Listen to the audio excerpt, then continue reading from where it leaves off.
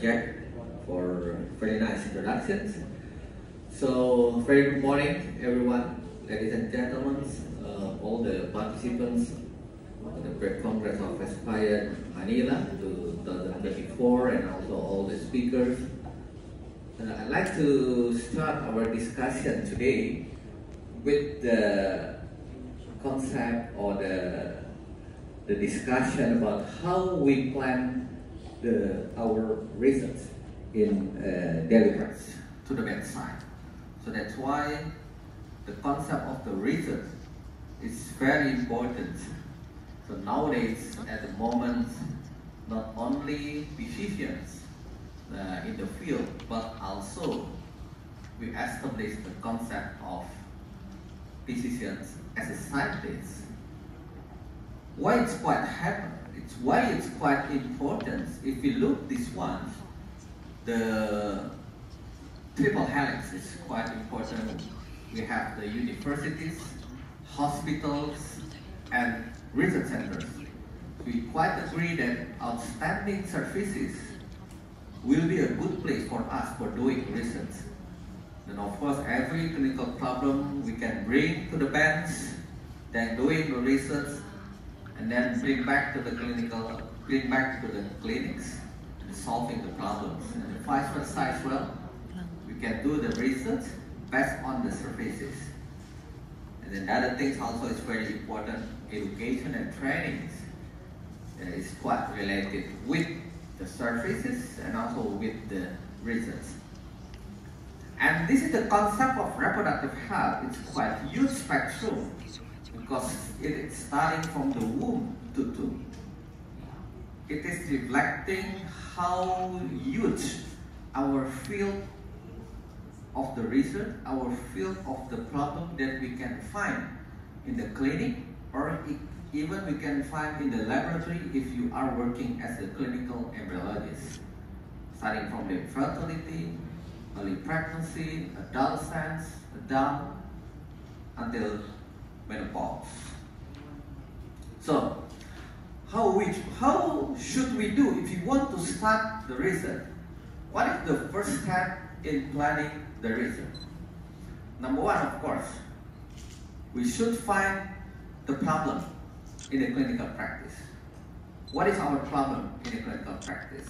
As a gynecologist, as an embryologist, as a fertility nursing, as a urologist, andrologist, of course, different problems we can find in our clinics.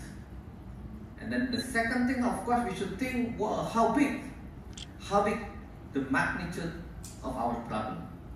For example, if you think about the embryo, aneuploidy embryos, how big we can detect, we can make a diagnosis precisely euploid embryo, so it will increase the success rate of IVF, for example. Then if you think about the endometrial receptivity problem, how big the magnitude of the endometrial receptivity problem, how big the problem in the sperm, DNA fragmentation index, for example. And then is it very important to our clinical practice? And can we solve the problem? I'd like Ben Moll lecture that we should differentiate between meteorologists and scientists. Meteorologists only predict the weather, and then the scientists solving the problem. It's very important that we do the research to solving our problem. This is the key.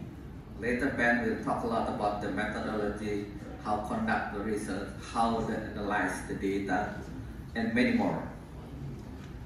And then if we found the problems, if we identify the magnitude, identify that we can solve the problem, we should find how was the evidence so far.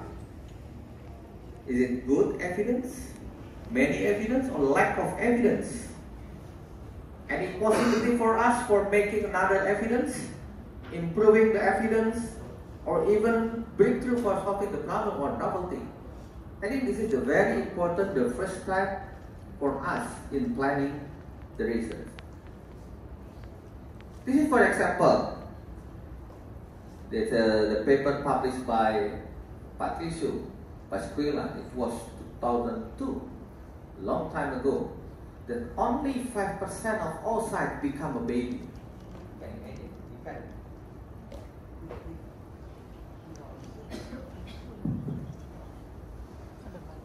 Yeah, this is the okay.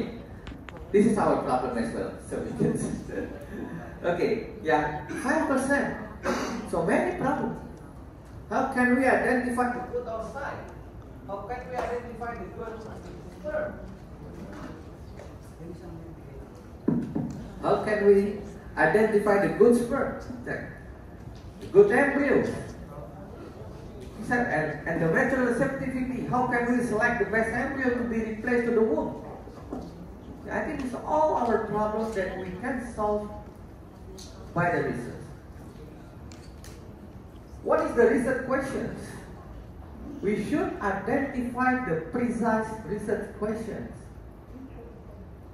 And then later, we can answer our research question by our hypothesis. This is, for example, many things, starting from the ovarian stimulation, BPOS, PRP, time-lapse morphokinetic, DNA fragmentations, non-invasive PGTA, frozen embryo transfer, PR. It's a lot of things that we should identify as a precise research questions. And the second step in the planning of the research, after we found any problem, we identify the problem, we establish research question, and the second step, we should make theoretical and conceptual framework. We can only make a good theoretical and conceptual framework if we read a lot of literature, a lot of scientific reference, cutting edge, the latest evidence. So if we read a lot of latest evidence, we can establish theoretical and conceptual framework. And after we establish the conceptual theoretical framework, this is to identify, this is to justify what is the background, the scientific background of our research questions. This is the scientific background for us to make a step of our research. Then we should think later, how was the eligibility of our study? Is it eligible or not? Or is very difficult, very easy, very tough? We need to make it from the animal study. We should classify as a basic research or translational research or applied research. And then next, writing research proposal. Of course, we need to read a lot of literature, a lot of reference, a lot of evidence, and discuss about the research methodology. I think Ben more will talk a lot about that. Very important. This is, for example, the theoretical framework. We can use a dynamical system thinking to establish, to make, to link of the evidence from the literature for the reference. What is the research question? So everyone can understand what is the scientific background of our research. And then the third step of planning in the research, we should discuss about ethical issues or clearance with our research planning. Any ethical issues? What is our subject? We use a human, we use animal, in vitro study, in vivo study, or clinical trial. This is very important. We should predict if any ethical issue. So that's why we should apply ethical clearance from institutional review board for every institution. And then of course, predicting the budget, design the flow chart, and the timeline of our projects, how we can do our research, starting from the beginning, how many subjects, how many participants, of course design, we finish about the design, how many participants, how we will do intervention if this is experimental study, how we should do observation, how long it will take the time. And then the next, who is our team? Who is our member? Do we need collaborators? Is it multi-center trial? So we can make a national or international collaboration. And then in the clinical trial, it's very important clinical case report form and informed consent that should be obtained in every single subject we recruit in our clinical trial. Funding agency, and then the last, of course, planning for the publication. It's very important the authorship contribution. Who will be the authors? Since the first we planning the research, who will be the main author? Who will be co-author? Who will be the contributor? Who will be the corresponding authors? That is very important, including in which journal we want to submit later if we finish our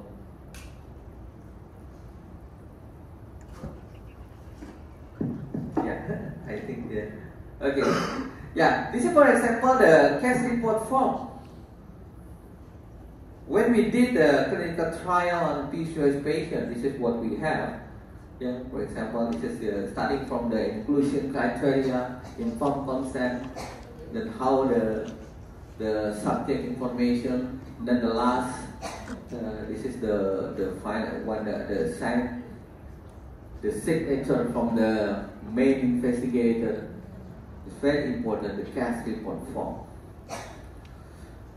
Yes, of course we are all now physician scientists, so we are trying to solving the problem from the bench, and then also make the new innovation at the bench to solving the problem in clinical practice. And also the concept that professor is academic entrepreneur. So that's why it's very important to convince how the research is running very well. It looks like concept of scientific entrepreneur, academic entrepreneur is very, very important. And this is the way what we arrange, what we manage the research in our institution. We have the research institute. So it's very important, this one, the research working group, who is our team, master student, PhD student, undergrad student, and then what is the funding, research grants, what is our object, what is our goals for publications, for conference. This is what we have in our institutions. Then we have many research working group here. This is our research institute in the Faculty of Medicine of Indonesia. So very important, the research working group, transdisciplinary collaborations if we want to do a good research, including the funding. And then this is the research canvas model that we established in our institution. If we want to plan to have the research, so every research working group, they should fill this research canvas model, starting from the research background, research goals, collaboration, key resources, funding and the grant, and then research impact. So what is the output, the target, publications, prototype, patent, policy, something like that. And then this is our activities in the clinical practice. In the clinics, we have the reproductive REI clinics. Then we have the research working group. Yes, this is our REI clinics. Yeah, we have the research institute, the student. Yeah, this is the very important, the team in the clinics and the team at the banks. This is in the clinics, of course. This is in REI clinics, and then this is the team at the banks. This is we're solving the problems. Yeah, in the banks. So to solving the problems in the clinics. Collaboration again, very important, national, international collaboration. We plan the research, especially the multi-center trial, international multi-center trial, which is not so easy. We need agreement of implementations, memorandum of understanding, and then also it's very important, not only medicines, but also we should make a good collaboration with others outside from the medicine, computational, mathematics, bioinformatics, science, life science is very important. How to collect the data? Yeah, Ben Wall again will talk a lot about analyzing the data. Then it's very important the data that we collect in our daily practice to support our research at the banks. Yeah, of course, the clinic we have electronic medical record. The data coming from the picture, movie, database, tissue banking is very important. All documentation right now we have that CAP here, is electronic data capture. It's very easily we use in the clinic, connecting to our server. It's very easy to support our research. This is also the concept established by NASA in 1970, trying to explain where is the position of your research. Is it basics, transactional, or applied? They call it as technology readiness level. The 1 until 2 is 1 until 3 is basics, 4 until 6 is transactional research, 7 until 9 is applied research. Where the industry will come to us to funding our research whenever our research is ready in 7, 8, and 9, according to the technology readiness level. This is for example.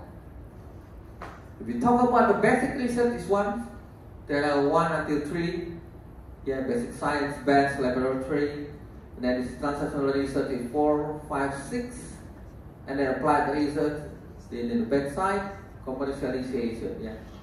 All the research, of course, to solving the problem in the community, to the marketplace, to solving the problem in the market, so technology readiness level. Even right now, the people also introduce the concept of demand readiness level. What is the problem in the market? And then we put market pool and technology push, and we put the problem in the market to the banks. This is, for example, how we apply technology readiness level and the concept of the research. Since if we doing the research to establish drug development, for example, if we do still the research on the structure in vitro study, this is still in basics. In vivo, this is transactional, and clinical trial, of course, this is applied research. It's also, we establish the diagnostic kit, panel diagnostic, or even policy paper. Okay, this is the concept of the technology readiness level in doing the research. And then this is one of our projects in Jakarta, for example. We are trying to solving the problem in the endometrium.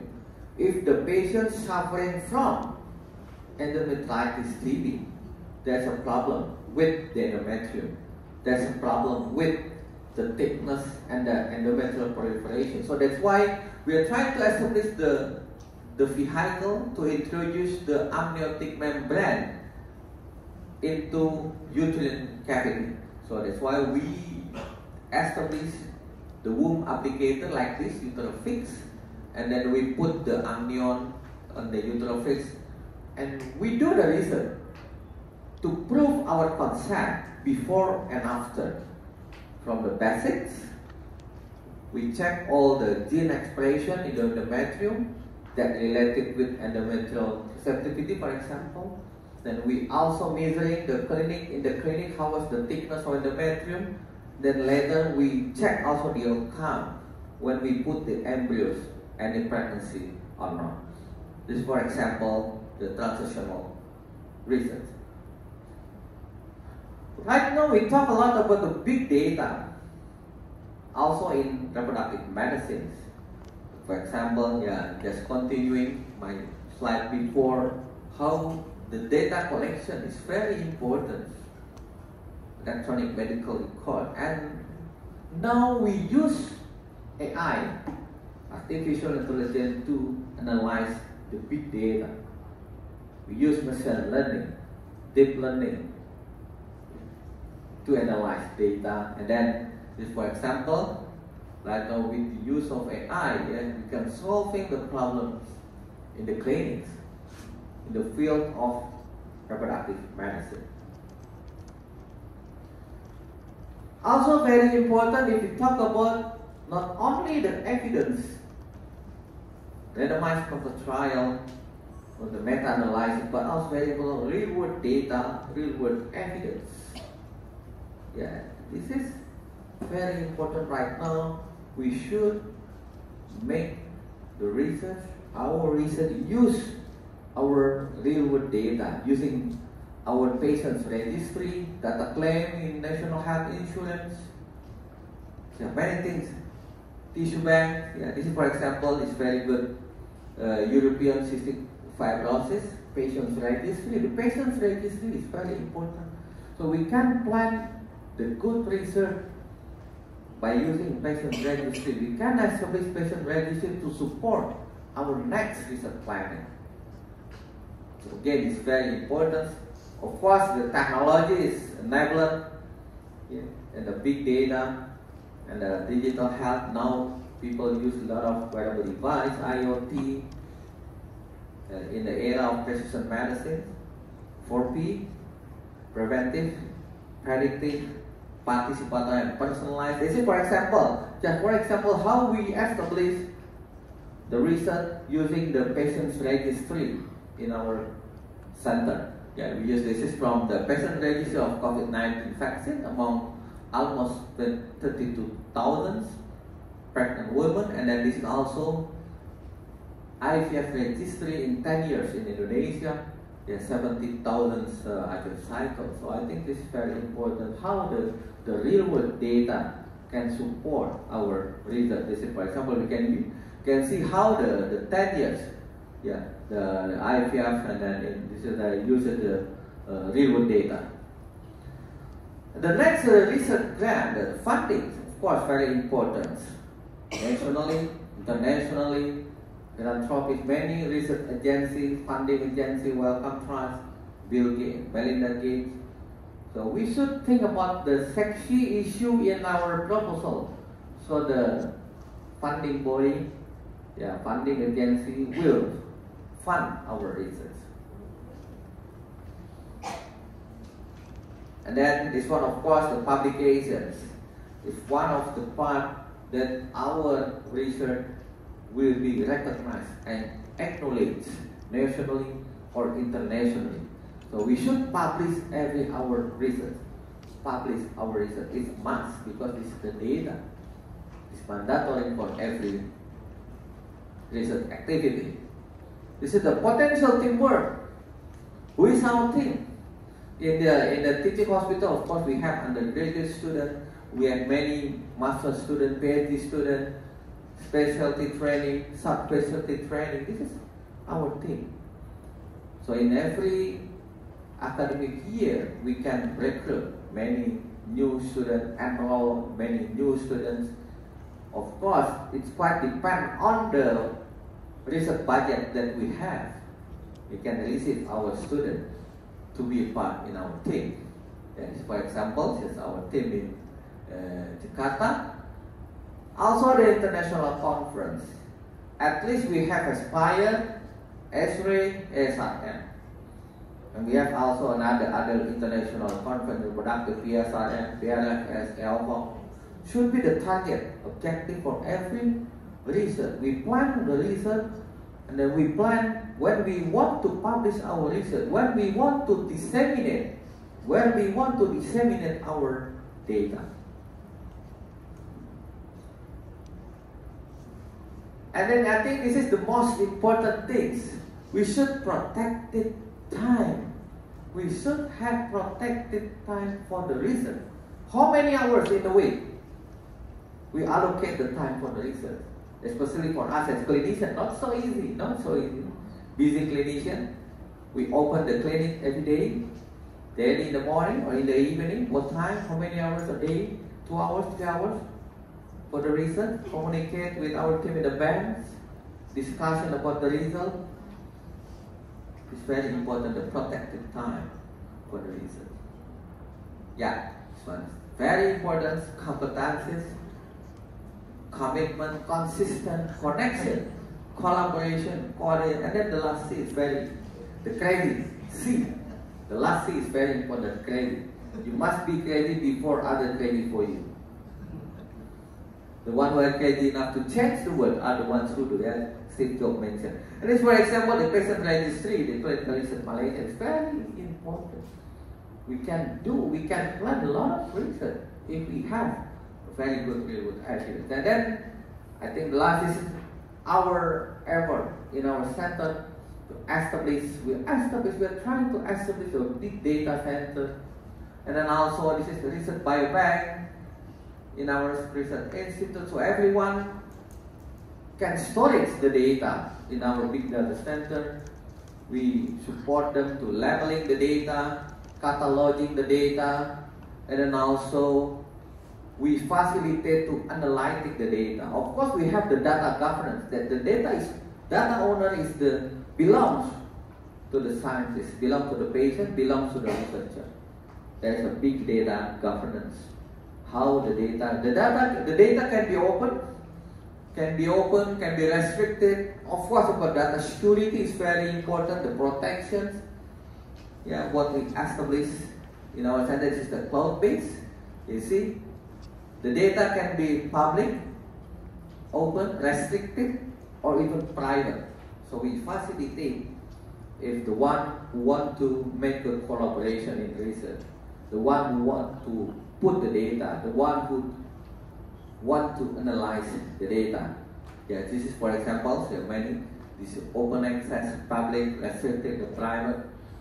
Yeah, this is the one that we establish to support everyone to planning research, good research.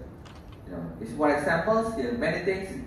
In the one they have the data they want to put in our big data center. This is, for example, the process, and then also the one they have the electronic data from the hospital they want to put in our big data center.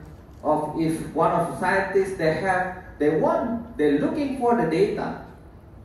They're looking for the data for their research, and then we facilitate. They can use the open data or restricted, or even close to collaboration. Yeah. For example, the data side, how many? Yeah, we have a lot of data in image, tabular, audio, many things. Yeah, variation of many data. Yeah, I think this is once again the license. It's very important. This is the role of universities and research centers, the basic research. That's the one. This is the very important. The role of universities and hospitals, translational research. And then this is the very important, the role of hospital industry. This is applied research. This is, for example, in genomic research development in our country.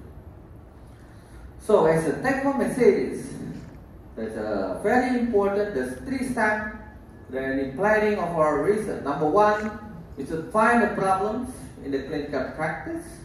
And then what is very important or not, what is the urgency, and then we can solve the problem or not. The second thing is make a very good conceptual and theoretical framework, writing and research proposal. Of course, we should read as much as we can literature, the latest evidence, the latest reference. Number 2, discuss about ethical issues, proposing the budget, and then looking for the collaborator, what is our team, how is the timeline, very, very important. And then this is we should classify our research into basic, transitional, or applied research. And then the end of the goal of research is solving the critical problem, including also the publications. This is academic entrepreneurs, so planning, funding, and execute the research. Every scientist, the scientific entrepreneur, It's very, very important. Scientific entrepreneurship. And then collaboration is very essential. Your transdisciplinary collaboration, national, international collaboration. And then protecting time, yeah, very important in doing research.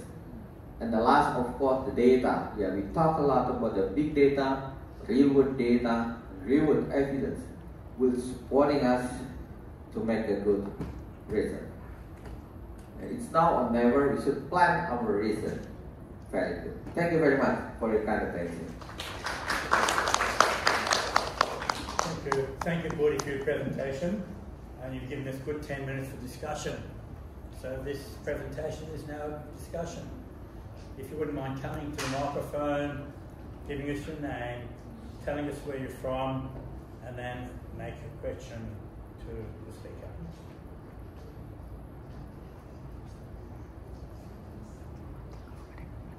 Do we have any questions to Budi? Yes, please. Good morning. I'm Riza from the Philippines.